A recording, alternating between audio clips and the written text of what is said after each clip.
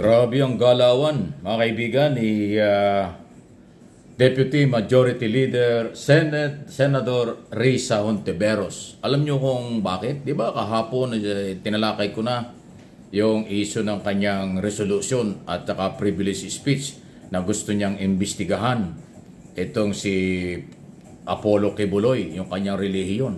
Aba, nag-press conference pa kinabukasan at kanyang iniharap sa publiko yung mga hinaing ng mga di umano'y biktima.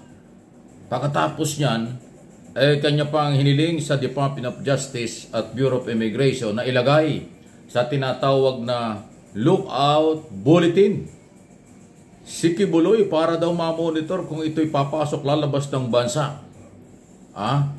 Nang ma-monitor, ibig sabihin tinututukan ni Senador Hontiveros ang galaw simula ngayon o kahapon pa nitong si Kibuloy. Naku, talagang pinasisikip ni Hontiveros at ng Kongreso ang galawan nitong si Kibuloy. Iniimbestiga na sa Kongreso sa kanyang SMNI na nag-fake news. Sabi ng mga congressman, ito naman yung relihiyon, pinakialaman na ni Hontiveros. Pakinggan nyo ito, ilang paliwanag niya. Menor de edad sa SBSI na oobserbahin ang lahat ng protocols kapag bata ang victim survivor at bata ang magtetestigo. Ayan o. Pinapaliwanag niya sa media kung anong ang proseso sa paghahanap ng hustisya sa mga minor de edad.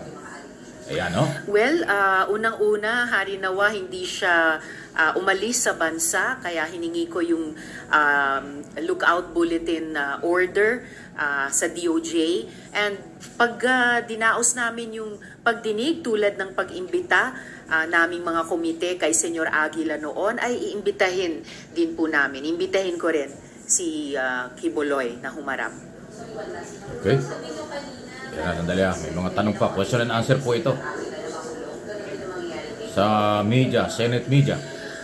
Kung patunayan ng pagdinig namin at lumabas sa hearings, sa findings and recommendations ng committee report na totoong ginawa niya itong mga offenses laban sa mga victim survivors, off the top of my head, ilan ng mga batas para sa kababaihan at kabataan, kasama na yung batas laban sa human trafficking, ay posibleng nilabag talaga niya. At kung mapatotohanan niya ng pagdinig namin, di yan ay magsisilbing bahagi ng pundasyon para kasuhan siya.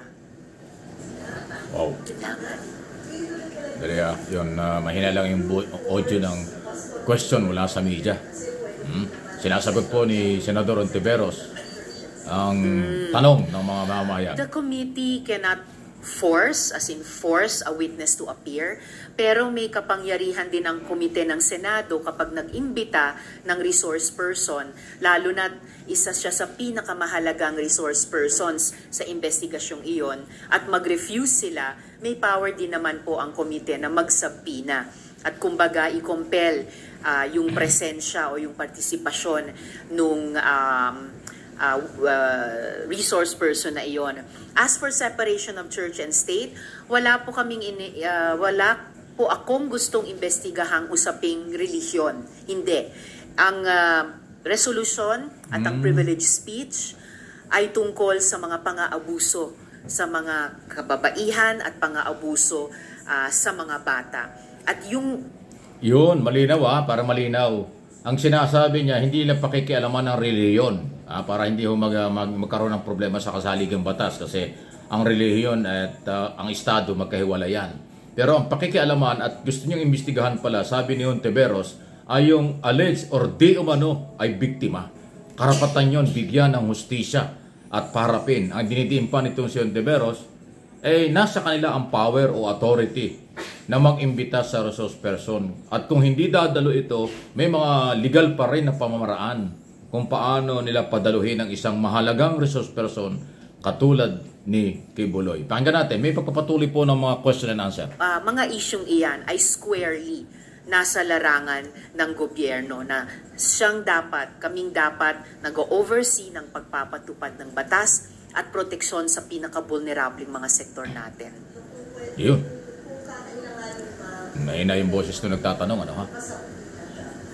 Opo. Open forum po kasi. Opo. Sa Senado mismo ginawa.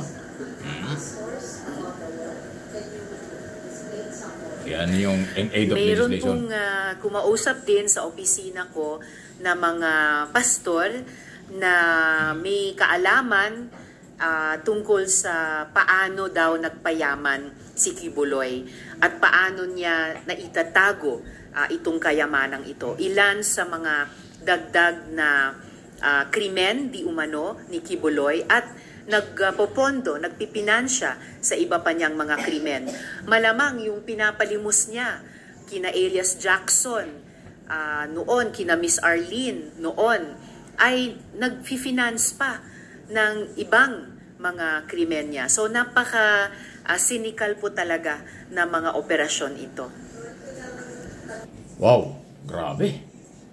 Talagang maraming dapat palang ipaliwanag. At yun na nga, ginajustify ni Senador Ontiveros, Risa Ontiveros, ang kahalagahan ng presensya o personal na pagdalo ni Kibuloy sa kanyang gagawing pagdinig. Sa Senado po ito. Ibang issue po ito. Ibang level ito. Walang kinalaman ito sa prangkisa. Ito ay issue ho tungkol sa kanya daw natanggap na mga reklamo, complainant na nagsusumbong kung ano-ano. Naku, matindi po yan. So, inuulit ko ang sinasabi niya, meron silang authority, kapangyarihan na mag-imbita ng resource person. Pag hindi dumalo, dapat magpaliwanag.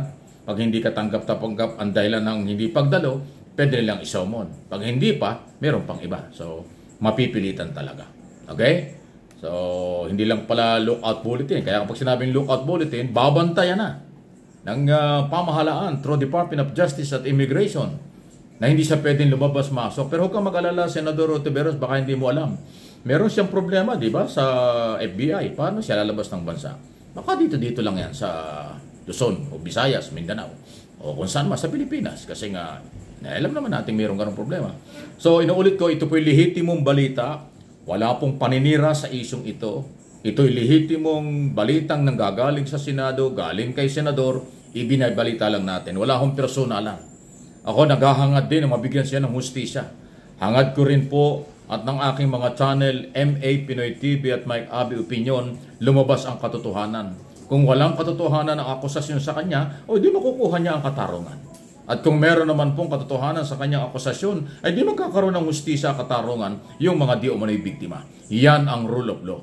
Mag-iimbestiga ang Senado in aid of legislation, then after ng kailang investigasyon at meron silang nakitang violation, i-recommenda nila before DOJ or NBI para sa another investigation at pagpapail ng kaso. Yan po yung proseso. Ano ha? So, issue lang po yan. Walang personalan.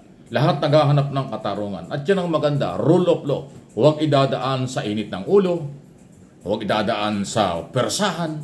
Kailangan sumunod sa proseso para malinaw ang karapatan at paghahanap ng hustisya dito sa ating bayan.